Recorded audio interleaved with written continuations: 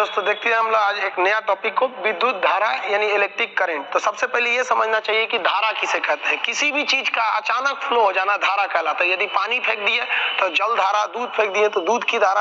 आप सुनते होंगे धारा प्रवाह, अंग्रेजी खटाखट अंग्रेजी बोलने लगे तो अंग्रेजी की धारा हो गई। यानी विद्युत धारा तब क्या है, यानी इलेक्ट्रिक करंट, इलेक्ट्रॉन का धड़ाधड़ बहने लगना विद्युत धारा के नाम से जाना जाता है।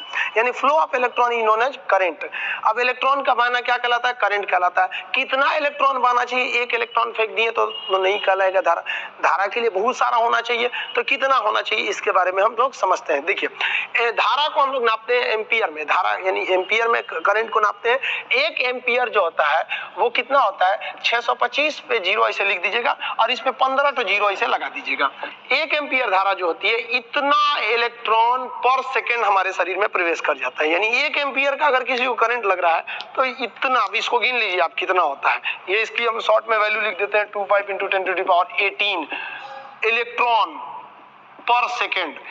कितना खतरनाक होता है एक एम्पियर की धारा। इसलिए जब कभी हम लोग को 1 एम्पियर का करंट लगता है तो पूरा ऐसे हाथ कांप जाता है, क्योंकि 1 सेकंड में इतने इलेक्ट्रॉन हमारे शरीर के अंदर प्रवेश कर गए। सब 1 एम्पियर में तो इतना तगड़ा पावर हो गया। उसी हिसाब से 5 एम्पियर, 6 एम्पियर, 7 एम्पियर, यानी एम्पियर जितना बढ़ाएंगे ना तो उसमें इलेक्ट्रॉनों का नंबर बढ़ेगा और वो करंट बहुत पावरफुल होगी। लेकिन बात यहाँ ये आती है कि इलेक्ट्रॉन आगे क्यों बढ़ता है। इलेक्ट्रॉन आगे बढ़ता है इसलिए, इसका मतलब इलेक्ट्रॉन को पीछे से कोई ढकेलता है। इलेक्ट्रॉन को जो पीछे से ढकेलता है उसको कहते हैं वोल्टेज। अगर 12 वोल्ट रहेगा तो धीरे धीरे जाएगा और 220 वोल्ट रहेगा तो मारेगा एकदम भयानक। इसलिए बोलते हैं ना, लगे 440 वोल्ट छूने से तेरे, यानी एकदम जबरदस्त झटका लगता है छूने से। अब किसको छूने से आप समझिए अपने से। तो 440 वोल्ट का मतलब क्या होगा, करंट को आगे ढकेलने वाले को कहते हैं वोल्टेज और करंट को रोकने वाले को बोलते हैं रेसिस्टेंट यानी प्रतिरोध। तो जो करंट को ढकियाएगा वो हो गया वोल्टेज और जो रोकेगा वो हो गया प्रतिरोध। और इस बीच में पिसाएगा बेचारा इलेक्ट्रॉन। इलेक्ट्रॉन कहेगा किधर ढकेल रहा है भाई, वोल्टेज आगे ढकेलेगा और ये धारा प्रतिरोध पीछे ढकेलेगी। जब भी दो लोगों में झगड़ा होगा फायदा तीसरे को ही होता है। 2 चक्की पिसती है, बीच में बेचारा गेहूं बर्बाद हो जाता है। तो जब भी 2 लोग में फायदा होगा तो तीसरा उसमें मजा ले लेता है।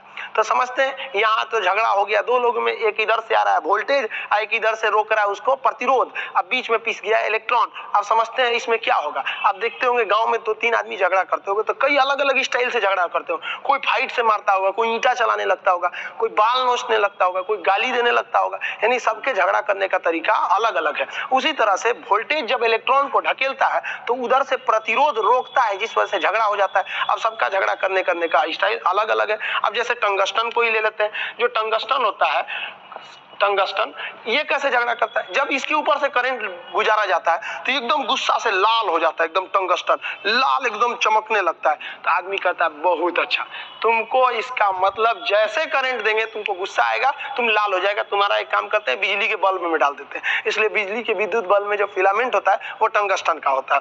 अब बात आती है नाइक्रोम की। दूसरा देखते हैं नाइक्रोम। नाइक्रोम क्या होता है, नाइक्रोम का तार, ये एक अलग टाइप का इसका गुस्सा है। अगर नाइक्रोम के तार पर करंट को भेजिएगा तो नाइक्रोम का तार गुस्सा से एकदम लाल हो जाएगा, हीट देने लगता है, एकदम आग बबूला हो जाएगा। इसलिए जब कभी भी गर्मी की जरूरत होती है तो हम लोग नाइक्रोम का यूज कर देते हैं। जैसे हीटर में, प्रेस में, तू बाबू झगड़ा कर, वोल्टेज से झगड़ा कर कि फायदा दूसरे को होगा। थोड़ा वोल्टेज कम रहेगा तो बल्ब वही से जलता है, झगड़े नहीं हो रहा है तो मजा किसको आएगा। तो ये हो गया नाइक्रोम का तार हो गया। अब जैसे आप ले लेते हैं कॉपर का तार, कॉपर यानी सीयू, कॉपर का तार ले लेते हैं। कॉपर की खासियत क्या होती है, अगर इस पे से करंट ले जाइएगा तो इसमें भी प्रतिरोध है, ये भी झगड़ा करेगा विभव से, वोल्टेज से, कि नहीं जाने देंगे, वोल्टेज का तक जाएंगे। अब दोनों में झगड़ा हुआ, टंगस्टन का झगड़ा हुआ तो टंगस्टन चमकने लगा, नाइक्रोम का झगड़ा हुआ गर्म हो गया, लाल हो गया। इसका झगड़ा होगा तो लगेगा नाचने, ऐसे गोल गोल नाचने एकदम गुस्सा से। इसलिए आदमी इसको पंखा में लगा देता, ले आओ कॉइल, नाचो हमको फायदा होगा। यानी झगड़ा हुआ, इधर से आया वोल्टेज, इधर से आया प्रतिरोध, इसमें हम लोग का काम हो गया। अगर प्रतिरोध नहीं होगा तो काम नहीं होगा, इसलिए प्रतिरोध का होना भी जरूरी है। इसके बारे में हम लोग डिटेल से समझेंगे प्रतिरोध चैप्टर जब पढ़ेंगे तब। अब हम समझते हैं धारा के बारे में। धारा भी 2 तरह की होती है, एसी डीसी। अभी हम एसी डीसी के बारे में अलग से एक तो वीडियो लाएंगे जो एसी और डीसी के बारे में बताएगा। अभी हम लोग समझते हैं न्यूट्रल क्या होता है, फेज क्या होता है, अर्थिंग क्या होता है। अभी तो हम लोग धारा समझ गए। अब हम आपसे क्वेश्चन पूछते हैं, वोल्टेज जरूरी है या इलेक्ट्रॉन का होना जरूरी है? जरूरी तो दोनों है। अब इलेक्ट्रॉन ही नहीं रहेगा, किसको ढकेलेगा ये वोल्टेज? चाहे 50 है। अब इलेक्ट्रॉन ही नहीं रहेगा तो वोल्टेज ढकेलेगा किसको? और अगर इलेक्ट्रॉन खूब ज्यादा रहे, 10 एम्पियर का करंट रहे और वोल्टेज ही नहीं रहे, तो आगे जाएगा कैसे जाएगा? यानी करंट को धकियाएगा वोल्टेज, रोकेगा प्रतिरोध, बीच में है बेचारा इलेक्ट्रॉन। आगे समझते हैं हम लोग फेज न्यूट्रल क्या होता है, चलिए समझते हैं। देखिए फेज और न्यूट्रल किसे कहा जाता है, पहले तो हम लोग इसमें शब्दों पे चले जाते हैं। फेज तार को हम लोग लाइव वायर कहते हैं, जिंदा तार कहते हैं, या फिर गर्म तार के नाम से जानते हैं। न्यूट्रल वायर को हम काले रंग का दिखा देते हैं, इसको हम लोग ठंडा तार के नाम से जानते हैं। फेज और न्यूट्रल होता क्या है समझिए। करंट की एक खासियत है कि अगर करंट जाएगा इधर से और अगर इसको लौटने का रास्ता नहीं मिला ना, तो उधर झगड़ा नहीं करेगा, उधर कोई काम नहीं कर सकता है अगर करंट को लौटने का रास्ता नहीं मिला तो। यानी करंट को जाना भी जरूरी है। मान लीजिए ये कोई वर्किंग डिवाइस है या कोई इलेक्ट्रिक डिवाइस है, मान लीजिए ये कोई फ्रिज है या कुछ भी है जो इलेक्ट्रिक पे चलती है, तो अगर करंट जा रहा है और करंट को वापस लौटने का रास्ता नहीं है तो करंट कोई काम नहीं करेगा। यानी जाने वाले करंट को हम बोलते हैं फेज और आने वाले करंट को हम बोलते हैं न्यूट्रल। अब आप ऐसे समझिए, दोनों जरूरी है। मान लीजिए हम ऐसे सांस ले रहे हैं, ये फेज है, छोड़ रहे हैं, ये न्यूट्रल है। अब कभी केवल फेज कैसे हो सकता है? केवल ऐसे सांस थोड़ी लेंगे, मर ही जाएंगे हम, तो कोई काम थोड़ी कर पाएंगे केवल अगर फेज ही हो जाए। यानी आप ऐसे समझिए, चोर जब चोरी करने जाता है ना, तो घुसता है, तो घुसने के बाद वो चोरी नहीं करता है, पहले वो सोचता है कि हम यहाँ से निकलेंगे कैसे, निकलने का रास्ता देखता है। और अगर निकलने का रास्ता नहीं है तो वो चोरी नहीं करता है, जानता है कि अगर पकड़े भी गए तो कह देंगे भैया गलती से आ गए थे। इसलिए सबसे पहला चाहिए उसको निकलने का रास्ता। तो करंट के जाने वाले रास्ते को कहते हैं फेज और आने वाले को कहते हैं न्यूट्रल। इसलिए कभी भी करंट में देखेंगे तो दो ठो सप्लाई दी जाती है तार की, एक फेज और एक न्यूट्रल के लिए। एक से करंट जाता है, एक से करंट आता है। केवल फेज रहेगा तो करंट कुछ नहीं कर सकता है। इसलिए आप देखते होंगे बिजली के तार पर कभी कभी कौवा या पक्षी आराम से इसे बैठ जाते हैं, कुछ नहीं होता है इन पक्षियों को, यहाँ पर कुछ भी नहीं होता है। क्यों नहीं होता है? क्योंकि ये तो बैठा है फेज वाले पे, फेज में केवल करंट जा रहा है, इसमें आने का रास्ता नहीं है, तो करंट इनको कुछ नहीं करेगा। कौवा को कुछ भी नहीं होता है बिजली के खंभे पर, लेकिन कभी गलती से कौवा इस पर इधर उधर चक्कर पकड़ किया और इसका ये पंख नीचे वाले न्यूट्रल पे टच किया कि इस पे तो करंट गया था, लौटने का रास्ता मिल गया, मारेगा कौवा को, तुरंत मर जाएगा। तो कभी कभी पोल पे कौवा मर भी जाता है। तो हमको समझ में आ गया आप लोग को कि जिससे करंट जाएगा उसे कहते हैं फेज, आएगा उसे कहते हैं न्यूट्रल। देखिए फेज के लिए लाल रंग का तार दिया जाता है शायद, ताकि आपको अच्छे से समझ में आए। न्यूट्रल के लिए कोई लोग नीला दे देते हैं, पीला दे देते हैं, काला दे देते हैं। न्यूट्रल के लिए ज्यादातर काला ही दिया जाता है, जबकि फेज के लिए लाल दिया जाता है, ताकि बिजली मिस्त्री को समझने में किसी भी प्रकार की परेशानी नहीं आए। तो फेज हो गया, न्यूट्रल हो गया। अब हम समझते हैं कि अर्थिंग क्या चीज होता है। अर्थिंग वायर के बारे में हम लोग डिटेल से समझते हैं। अर्थिंग वायर हमेशा ग्रीन कलर का होता है और इसे किसी भी प्लग सॉकेट में सबसे ऊपर दिया जाता है और ये सबसे मोटा और सबसे बड़ा होता है। क्यों होता है समझिए, इसमें से फेज जा रहा है, लौट के आ रहा है न्यूट्रल।